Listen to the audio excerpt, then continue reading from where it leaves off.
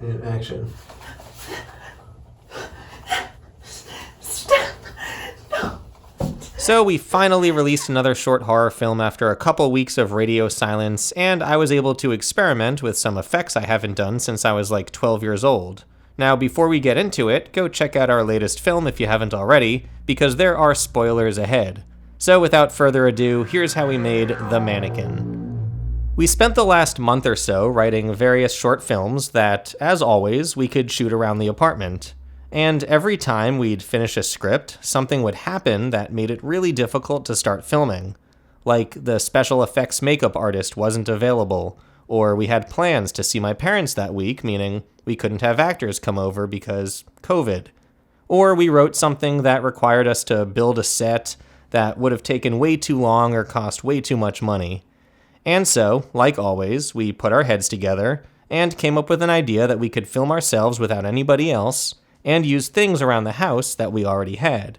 Fortunately, we still had several mannequins in storage from the feature film we shot back in March 2020, and so we decided to write a story around that. This was a fun/challenging script to write. Aaron wrote the first draft while I was away at my Film Courage interview. Side note, totally check it out over on the Film Courage channel.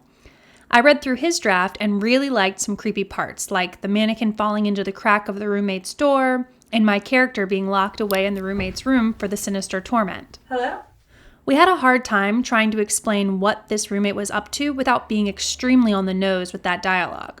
We kicked around the idea that the short would open with a voiceover from Emily the roommate saying something about being out of town, stay out of her room, yada yada yada. But in the spirit of show don't tell, we realized it would be far easier to put my character equally as in the dark as the viewer, and put a few props around like the sheets across the furniture and the stay out sign on the door. By removing any dialogue from this sinister roommate, we realized that the story alluded to Emily also being possessed by the evil spirit, which we really liked. We shot the film over 2 nights, except for the final shot during the credits, which we shot separately. One of the reasons why we went crazy with the neon lighting is because I bought a new lighting kit recently, the GVM RGB photography lighting kit, which aren't the most high-end lights for filmmaking, but they certainly get the job done. Besides the Ice Cream Man, I've usually only gone with a simple white light, so for this one, I thought it would be cool to go for a way more stylized look. Why does she have neon pink in her room? No idea, but it looks cool. Why is the moonlight out the window solid blue? No idea, but it looks cool. Another cool thing about these lights are the built-in effects you can choose from. For example, I used this fake candlelight effect for the last few shots of the film. You set it once, and the light automatically changes color and flickers just like a candle. They also have fake lightning, flashing police lights, or disco. I knew straight away that I wanted to weird that mannequin face up. I ordered the large glass doll eyes from Amazon and repurposed some Halloween costume teeth and crafting clay that I already had on hand to create the face. The body and the skull have printed out Bible verses on them, which are kind of hard to see because the paper mache application got them all wet and runny. I feel like mannequins are already unsettling, so creating a monster mannequin hybrid was just what the Dr. Evil called for.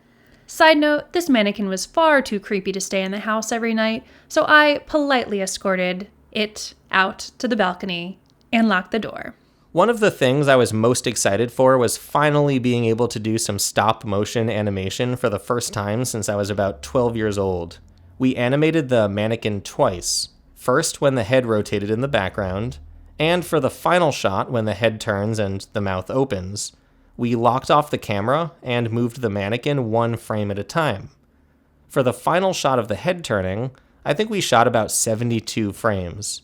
In post, I was able to turn the eyes red with a simple color balance effect in Premiere, and animate the eyebrows slightly with the liquefy effect in After Effects. For anyone who's ever tried stop-motion animation, you'll know it's super time-consuming, but in the end, it's so worth it. And although this look isn't for everyone, I think there's something really creepy about it. This isn't funny. Getting Victoria's shirt to move was surprisingly simple. At first we thought using fishing line would be the best way to do this, but in the middle of shooting, I thought why don't we just put a broomstick up Victoria's shirt and move it around. I figured shooting this from 4 different angles would add to the chaos and distract from the fact that I was just poking around her shirt with a broomstick. The Ouija planchette was moved around using fishing line, which I just got rid of using the wire removal effect in After Effects. We got the candles to light by themselves by locking off the camera, and lighting one candle at a time, and then simply cutting from one shot to the next. I blew on each candle just to give it some movement on the cut. The final shot of the credits came out way better than I even imagined. Even while we were filming this, I was scratching my head thinking, how the hell am I going to do this? I ended up taking a freeze frame with the door all the way open, then importing that image into After Effects, where I stretched out Victoria's mouth, whitened her eyes, and then motion tracked a simple mask of the door opening, revealing the freeze frame underneath. At the end of the credits, I unfroze the image, and that was it.